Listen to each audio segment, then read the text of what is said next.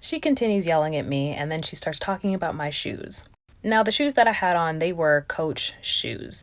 And disclaimer, my parents had 4 children. They weren't buying designer anything. We shopped a lot at Nordstrom Rack. I had really narrow feet, and so it was rare that I had cute shoes because, again, my feet were special. But these shoes we found, they fit like Converse. They were on sale for like $45, and so my dad bought them for me.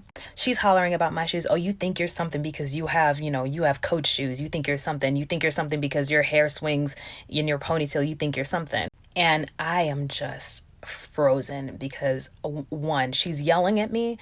I don't do well with that. And she's using words that I, again, have never heard before. She sees that I am obviously shook and then just proceeds to laugh at me. And then everybody just kind of goes on about their business. And it was things like that that happened to me all the time. All the time. And for a little bit, I really felt that, my parents' effort to put me in spaces where, again, there were more faces that looked like mine was kind of counterproductive because the interactions that I was having they were solidifying all of the prejudices and preconceived notions that I had already had about Black people that, again, didn't come from the same situation that I came from. Honestly, TTA Saving Grace was its area conference, which is basically an opportunity for all the chapters to get together at the end of the year. You celebrate the merit of the students. They had a speakers contest that I spoke at every single year. They had a Mr. and Miss TTA, which is kind of like a debutante ball type of thing. But it gave me the exposure to, again, other Black people who were more like myself, coming from the same financial situation. And that made me a little bit more comfortable. But there were also people who didn't come from the same situation that I did, but they were so secure in who they were and where they came from. They welcomed me and loved on me with open arms. But one of the sadder things was I realized that there were cultural things that I was missing out on. I remember they had a mixer and it was an icebreaker. They said, go up to someone you don't know and do the stanky leg.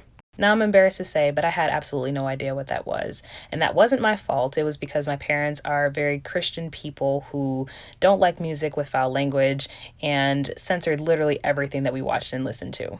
I was hurt and I was embarrassed that there were things that, again, all of these other Black kids knew that I had absolutely no idea even existed. And it's funny because I still feel that way sometimes today. There are times when I go to the clubs with my friends and I realize that there are still certain things that I just don't get.